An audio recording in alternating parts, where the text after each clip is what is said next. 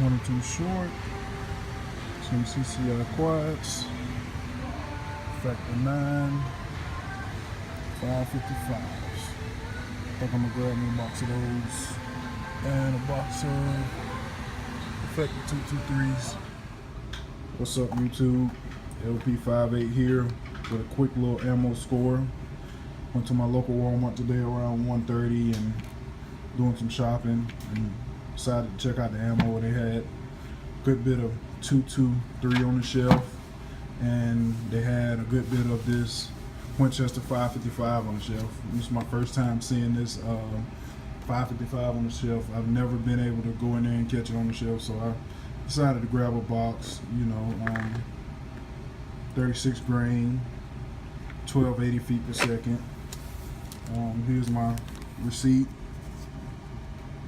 It's $14.94 for the 223 and $27.88 for the 22. Can't beat a good price. Pretty excited about this little score right here. Alright, thank you guys for watching.